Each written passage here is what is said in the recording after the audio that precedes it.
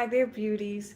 Welcome back to a Fit Life Center, a channel where I teach you small coping strategies to help you begin, maintain, or continue a life that's fit for you. I hope that your week has been well.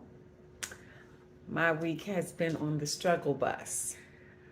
So, you might notice that my eyes look a little puffy, red, whatever, swollen, because it is. And I can't even put any concealer or anything on it to try to help it. So it's going to be what it's going to be. So I might have talked to you about this before, I don't know. But I have really bad allergies. And I do a lot of things to prevent me from having a flare up. But sometimes things slip through that I wasn't thinking about. And here we are, right? It's a whole host of things. I've been taking Benadryl since last Friday, when it started, like toward the evening. And it's a lot better than it was because over the weekend it was a full-blown mess. But now at least it's just down to like itchy, watery eyes, runny nose, that kind of thing. I can tolerate it. I'm sick of taking Benadryl because I feel tired, right? It's like, the Benadryl, I've been sleeping good because it's Benadryl, but I feel tired during the day because it's like that leftover residual effect of taking medicine. So I was about to say I apologize if my appearance isn't what it normally is, but y'all don't care. Listen, the videos we do, it is what it is kind of videos. So I'm not trying to really aim for anything. Some days it might look good, some days it might be like, and that's what we're going with today. So that is there. But I just gave you a whole story about my life without introducing myself. So in case you're new to this channel, my name is Sharon, and I am a licensed clinical social worker who has been providing therapy for people for years to help with things such as anxiety, stress, depression, trauma, right? And now I am really focusing more of my attention on wellness, helping people figure out what it takes to start to create wellness in their life. Wellness is really unique to every person. It's about figuring out what you need to have a life that fits for you, that works for you, that when you give out to your job, to other people, that you're not draining yourself in order to do it. That's what a life fit for you really is, right? It means that you being the foundation can support everything that you build on it. We're going to be talking more about that in future videos. But I wanted to offer you the opportunity. If you think that you want to create a life that's fit for you, but you have no idea even where to get started, what you need to do, I am offering wellness coaching, where we start to create small goals to help you begin to create or adjust your foundation so that it's fit for you. And we do that by creating small, doable goals. We test them, right? See if they're working for you, adjust them when we need to, add to them when it's time. And I am your accountability partner, your cheerleader, all of that to help you create that life that's fit for you. You can find me on fitlifecenter.com. Send me a little message through that link that's on my website, and you and I will talk more about getting you scheduled. Right now, I'm working with one client, helping her to create a life that's fit for her, and it is going beautifully. Every week, we adjust her goals just a little bit so that her life starts to feel stable, starts to feel like something manageable. Because if you set goals that aren't really what you want, you're not going to do them. I guarantee you might start it, You may try it, but you will not finish it because there's something in that that's not authentic. It is not set up for you. If you create goals for yourself based on what other people want you to do or what other people think you are, the truth will rise up and show you that that is really not your goal. So if you think I can help you with that, check me out on a Fit Life Center. So today I wanted to talk about the difference between wishful thinking and goal setting. A lot of us spend a lot of time wishfully thinking about things that we want, but we're not really doing what we need to do to start accomplishing that goal. So when I was a kid, my parents used to play the numbers, right? Better now known as the lottery, right? And they would always say, when I get a lot of money, we're going to take a vacation, and they're going to buy a brand new car off the lot, or bigger house, or things like that, right? And so they would put $1 or $2 down on the numbers, play the numbers. Sometimes they would hit, right? You know, law of averages, you're going to hit sometimes. But a lot of that dreaming about what they really wanted for their lives weren't based in accomplishable goals, right? It was just dreaming of this life that they wish they could have, but it felt so far off that the only way they could really see to attain it was to hit the lottery. And you know, how many of us actually hit the lottery, right? Not very many of us, right? And there's even some studies that's showing that the people that hit the lottery, if they haven't figured out how to stabilize their goals, how to attain goals for themselves, that money doesn't last long. It's like sand running through your fingers, and before you know it, it's all gone. So, wishful thinking is wanting of something, right? But not taking any strategic steps to attain it. There are 4 steps to change. There's pre-contemplation. I know there's something that I might need to change, or maybe not. I'm not sure.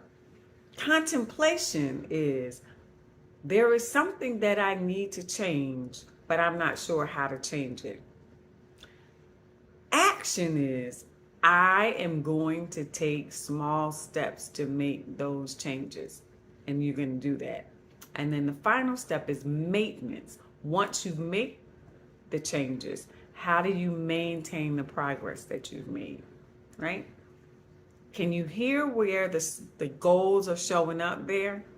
Yes, right? That's where you're going to start to see, what is it that I need to do in that contemplation stage? You might start to think, oh, if I do this and this and this, it's going to get me closer to what I want. That is how you attain goals, is that you take small steps toward it, and you make sure that there's an opportunity for you to do an assessment. So maybe you're going to do something for 30 days, right? You're going to reduce the fat in your diet, right? Eat leaner meats 3 times a week for 4 weeks. That would be 30 days, right? So at the end of that 30 days, you would look at your diet, because you would need to be writing down what you ate, right? And you would see, was I able to add 3 lean meats to my diet 3 times a week? And if I wasn't, why couldn't I do it? What happened? What got in the way, right? Maybe you didn't go to the grocery store one week, and so you just ate whatever was in your house, potato chips, whatever, right? Maybe the money was funny that week, right? You couldn't go to the grocery store. You're going to look at that, right?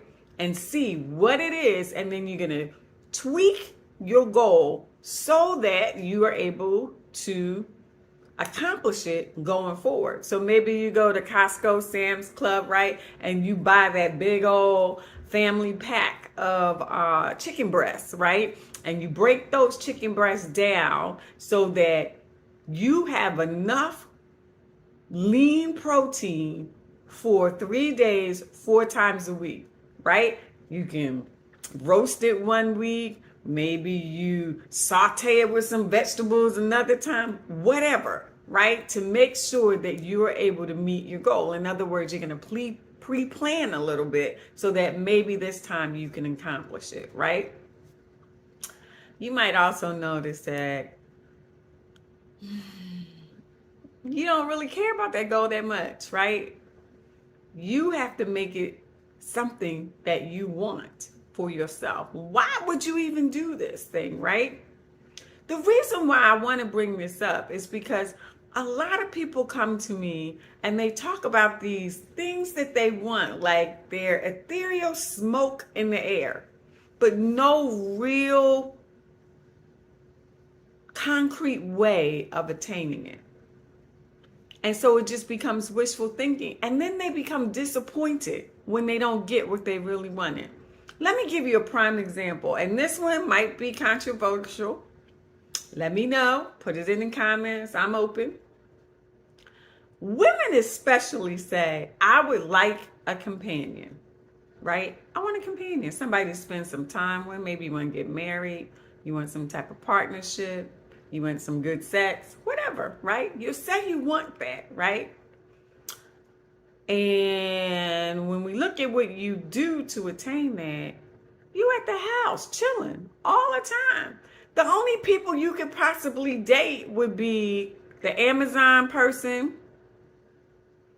UPS, post office, and maybe if you got some repairs done around your place. That'd be the only people that would be open to you to date. So that's not really a goal. It's wishful thinking because you're not doing anything to help you attain that goal. The other thing that happens is you go out, you try it a couple times, and you get low budget men or women or whatever your preference is, right? It feels like you scraped the bottom of the barrel. And so you had some dates that were trash, right? Had a couple coffee dates, trash. All of a sudden, you're like, nope, I'm not dating anybody ever again. So no tweaking of the goal, no figuring out what went wrong. You just pitched the whole goal out. So you just good to sit at home by yourself. That whole goal of companionship is out the window. How you gonna get it? I don't understand. How you gonna get it? If you want companionship, you gotta get out there. You have to date. And you're gonna have to date quantity and quality. So quantity means you're going to have to do the same thing you do if you want to eat a healthier lifestyle. You're going to have to eat more healthier meals than you eat Popeyes. Otherwise, it's not going to happen. You're going to keep going to the doctor. They're going to keep telling you your cholesterol is high. They're going to keep telling you you are pre-diabetic until one day you go and they tell you you have diabetes, heart disease, because you're eating more unhealthy than you are healthy. Same thing happens if you want to date. You got to think, I need to date. At least I need to be out here around dating, being in the company of potential partners at least twice out of the week. On the weekend, once on Friday, once on Saturday, doing things that are enjoyable to you where there's a likelihood of meeting somebody you like, right? You also have to think quality. You have to know for yourself what consists of quality for you. What are you looking for? What is compatible to you? And then it's elimination. When you find less than compatible, you have to be really willing to reassess, let it go, keep going. That's the only way you're going to find what you're looking for. But if you date twice, 10 times even, you think you're going to you're going to find the one, whatever that means. That's a whole nother video because I have no idea what that means, right? But you think you're going to find somebody that meets your goal in the first couple dates. First of all, if you're new to dating, you've got to learn how to date. You got to learn how to be comfortable with being out there, with being open, vulnerability. So there's a learning curve before you even get started. The second part is learning how to date with the process of elimination. Guys are brilliant at that. They will have a girl that they hang out with just to kick it. They will have the booty call on the side. They will have their chick that they can take out in public and flash her around. They will have it, and they will date until they find you. Quality, because they're not scared. And they will eliminate. If it's not working, it's causing them stress, they will eliminate it. Done, moving on, right? We as women, we get all caught up, right? We get caught up. And now, as soon as it goes left, we're out of there. We're out the gate. And I know some of you saying, oh, you're married. You don't know what you're talking about. First of all, I am married. That means that I've seen a lot of changes happen, right? And I had to keep choosing and choosing and choosing and choosing to make sure that the prince hadn't turned to a frog. Because if it was a frog, I'm out. I'm out. Because I'm not doing no frogs. Not never, not ever am I doing a frog. It's just not happening, right? So that means I might know what it takes to maintain, to get in a relationship and maintain it. I'm just throwing it out there. I know that what I'm saying might be controversial. I know that you might be thinking she don't know what she's talking about. But think about it. If a good dude finds you, how many women did he date until he found you? His number is high. You date, when you look over your track record, the number might be not even enough to have gotten to the good one. Or if you got to the good one, you hadn't dated enough where you knew what a good one looked like. Right? There is a method to all madness, right? And you notice that all of it, this is Kismet. They're outside doing some maintenance work, stressing him out. This is the week. I'm telling you, it's a week. So I'm just throwing it out there, right? Change comes in 4 stages. Where are you? Are you pre-contemplative? You don't even know if it's a problem or not. Are you contemplative? There's a problem, you don't know how to solve it. Are you in the action stage where you're doing some stuff, but you might need some help with that? Are you in the maintenance stage where you've made some changes and now you just need to know how to maintain it? Think about it. Because whatever your goal is, it is attainable if you break it down into small enough pieces to help you get what you want. So I hope you have a good day. I love you. I'm for you 100. See you later.